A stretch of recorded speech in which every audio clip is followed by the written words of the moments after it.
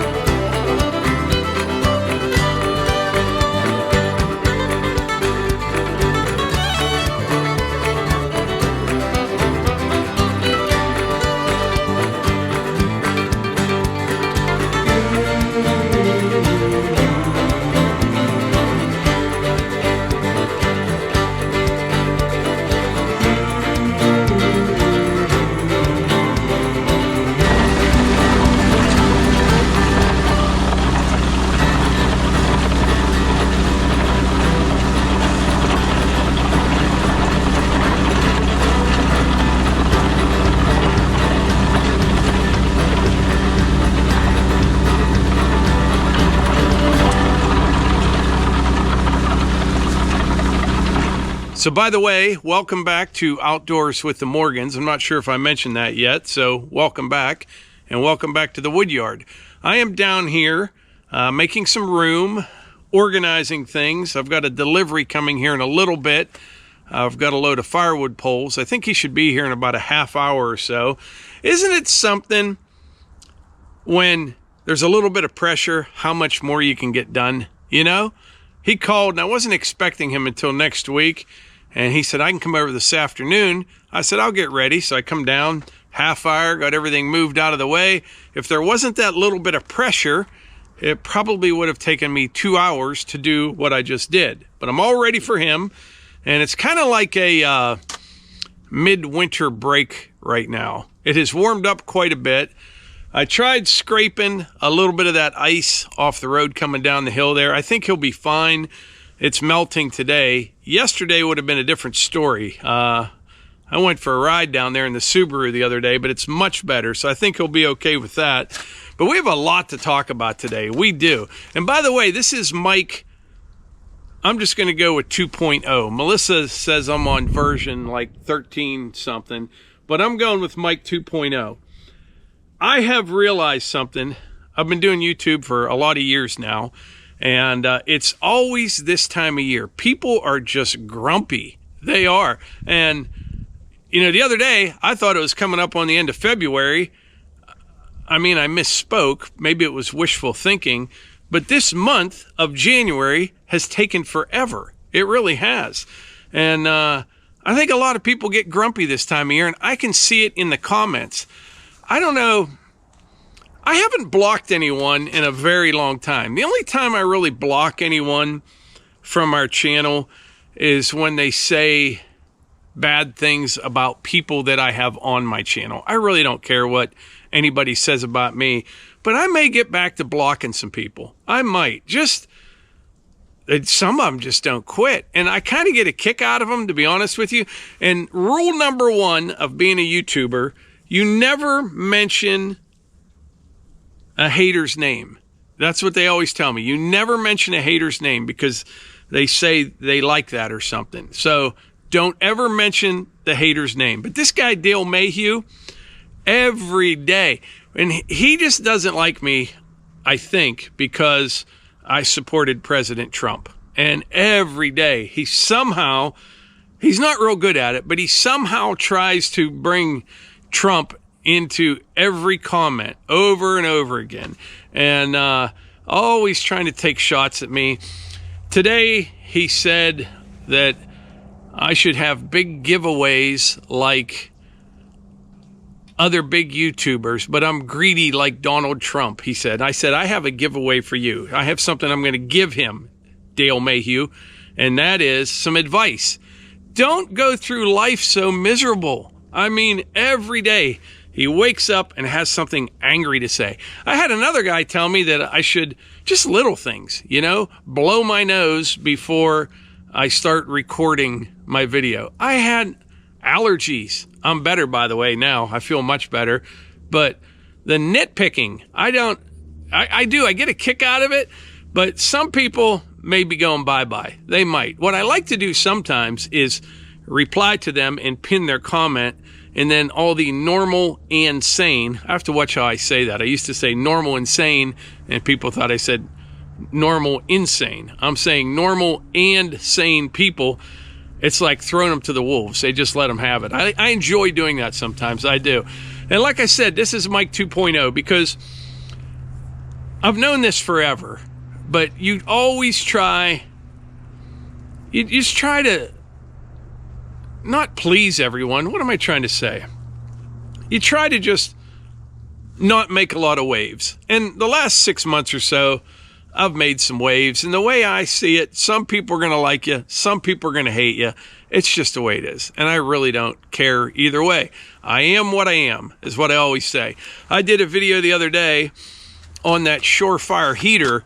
And man, I had people calling me a whiner, calling me all kind of names. And, oh, you had to have known it would make noise. Yes, I knew it would make noise. All I'm saying about that heater is I think videos like that are great. I did not know that Surefire or Sunfire had sent a lot of heaters out to YouTubers, and I looked at them and I thought they were pretty nice. And all I'm saying is they're not quiet. You know, the box says they're quiet. They're not.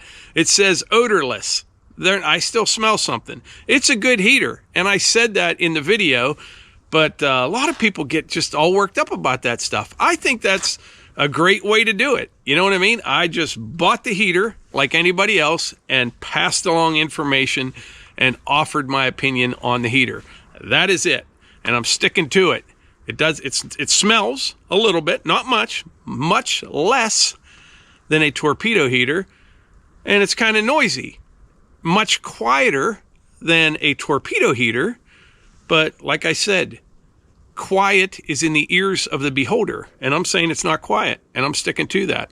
So, what else did I want to talk about? I think that's it for now. So we need to get some wood while we're down here.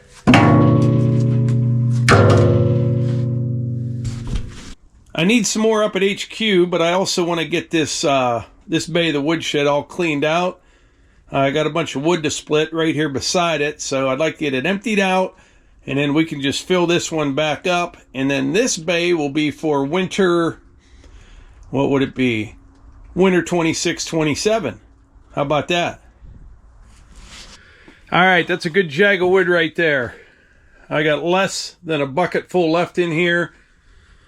We'll get this all swept out cleaned out, filled back up again. Oh, something else I wanted to go over. I've been getting a lot of questions, I mean a lot, about the radiant floor heat in the building and why I'm not using that. There's a reason for everything, but the radiant floor heat, I spent all that money to install the tubing, all the insulation underneath of it. I've got the manifold up. I actually have an electric boiler. It's not hooked up yet, and I've been holding off on it intentionally because the wood stove heats the entire building, and I don't want an electric boiler. That's what I bought. I can always sell it. I don't want one of those, and I don't know if I want a wood boiler. You know, we're talking about building another building. I don't know where I'm going to put it. There's just some things up in the air. And I would do an outdoor wood boiler, but it would have to be used to heat more than just that building for me to justify it. The furnace in the house is as old as the house, you know, so it's going to need replaced. There's just a lot of things up in the air. You may have not noticed, but I don't know, sometimes I jump into things, but other things I don't, you know? And I'm kind of, I don't know, it's just how I do stuff. So I don't want to use the electric one right now. I've got plenty of heat in the building. The only time that it would get chilly was when it was 15 below zero and we had to open the garage doors, which is why I bought the Sunfire heater. So the radiant floor heat is not hooked up. I want to get the right fit for the right. I might do an outdoor wood boiler. I don't know. But if I do that, the new building's going to have to be close enough. There's just a lot of things to think about and a lot of holes to dig in the ground and stuff like that. And I just want to come up with the right plan for my needs. Oh, and another thing, by the way, some videos I don't feel like talking much. Other ones like today, I feel like getting some stuff off my chest. But I said how everybody is grumpy this time of year. You know who else has been very grumpy? Is the hunt man. I'm telling you, it's been rough the last couple weeks. And like I said, I don't tell you guys everything. There's no need to. But things aren't always as great as they seem, I guess you could say. Hunter has not been sleeping like he normally does. He gets up a little aggravated about things. We're trying to figure out what's bothering him. And he's just been really moody lately, and it's been rough on everybody. But I honestly think it's just the winter, like everybody else feels. And I mean, he gets bothered. I ran out today with him. He gets mad that we have to stop for a red light. Like, as soon as the light turns red and I stop, he's like pointing, and he's mad that he wants me to just go because he has to go home for like a meeting or something that he doesn't have. And he's just been really moody. But I think a lot of that is winter. Summertime is better for Hunter, really for everybody. He needs to get outside and burn that energy off. You know what I mean? He'll take off through the yard. He still likes swinging on the swings, and he needs a way to get rid of that energy. And this time of year, it is staying light a little bit later, but it's a sloppy mess out here, or it's 10 below zero, and it's just hard on everyone. But it's been, the hunt man. If we could only figure him out, you know what I mean? And we've been trying for 32 years, and I don't think we ever will. But what are you going to do? I hear a log truck coming. He's a half mile that direction. Boy, you got a load on there. He hasn't slid yet.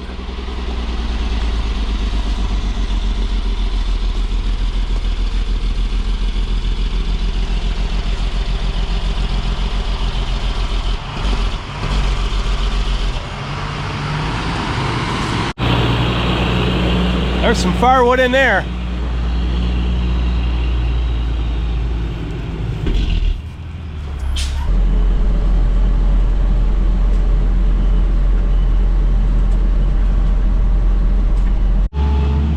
Hope you don't put a log through old Blueford.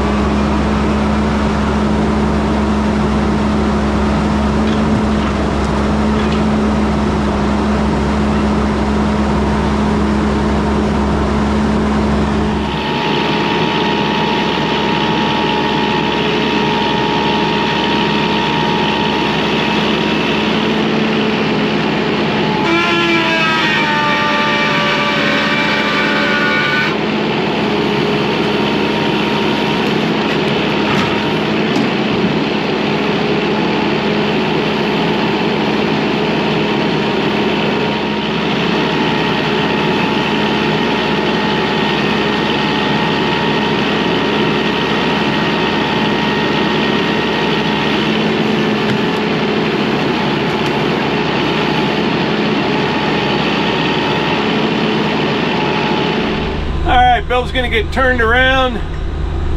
He should have plenty of room.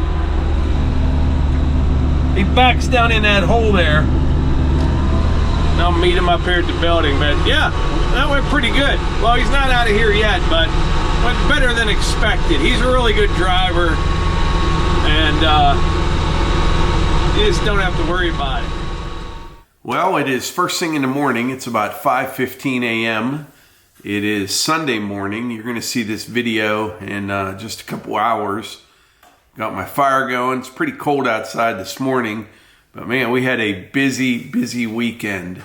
We left here Friday late afternoon and drove to eastern Pennsylvania out to Messick's Equipment, their Mount Joy location, for their open house. And we had like a meetup there, like a Q&A session. We met a ton of really nice people. There was a bunch of people that came out, and that went really well. I had planned on shooting a video when I was out there, but I was so busy, I shot a total of 7 seconds worth of video. But we talked to people the entire time. We were there from about 9 a.m. till noon. Wolfe Ridge, they had, Bob was there from Wolfe Ridge. I only talked to him for like 5 seconds, but they had some splitters set up. It's an open house. They have classes, all kind of stuff. And it was a lot of fun. But like I said, we met a lot of people, came from all over the place to say hi, which was really cool. I got hardly any video at all, like I said. But we left there about noon. Yeah, noon on Saturday.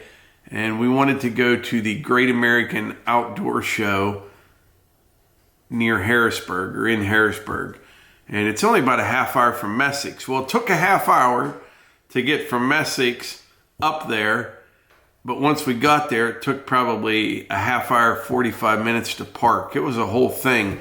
They didn't really have a handle on that. There are thousands of people there, but you're trying to get into this parking lot, and there's like 10 minutes, nobody moved at all. And there's hundreds of empty parking spots. Well, I come to find out they don't take cash. They had problems with a card reader for the parking lot. The police shut down the wrong parking lot and opened up the wrong one or something. It was a whole thing.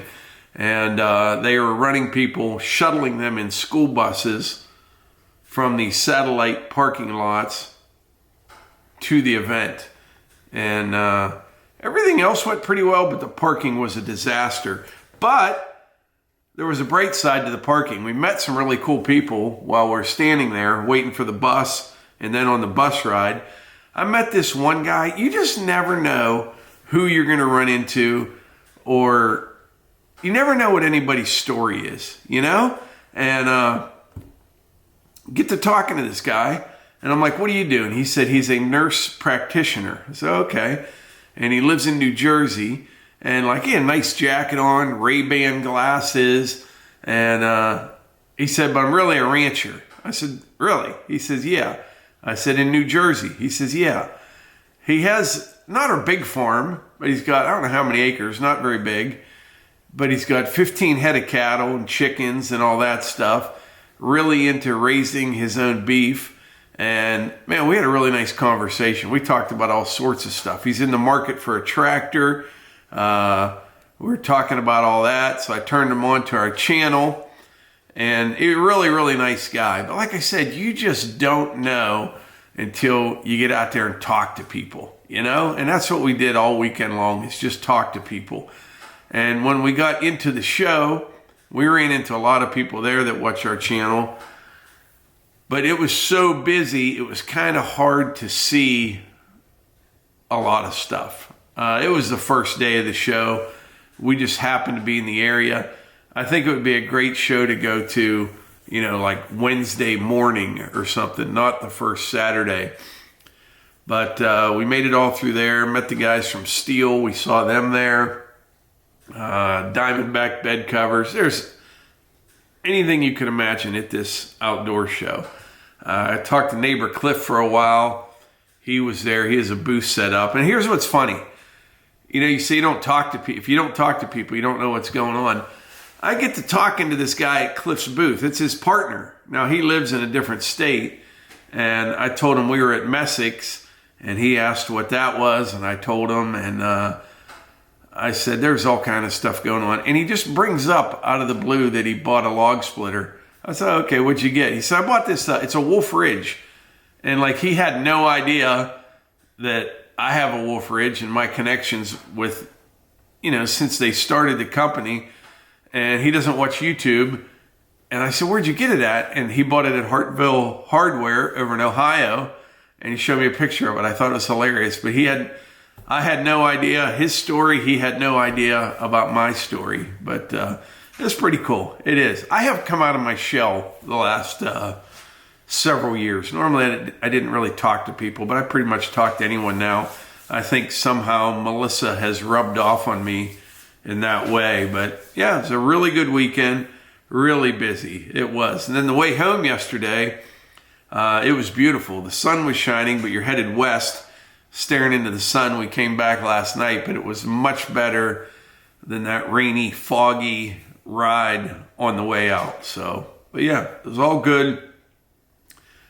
Ready to get back at it. I am ready to get back into things, but I appreciate everyone that came out over the weekend there to Messick's and all the people we ran into at the outdoor show.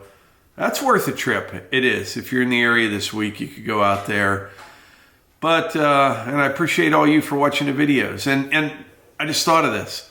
Share the videos with your friends. Like I said, I met a guy on a bus yesterday from New Jersey, or on Saturday. Yeah, yesterday. From New Jersey, that's looking for a tractor, has cattle, and he had no idea that we had a YouTube channel with hundreds and hundreds of tractor videos, you know? So share the videos. Never know who you're going to run into or who you're going to meet. But I think that's about it for today's video, and I appreciate y'all being here. I really do, and I will catch you on the next one.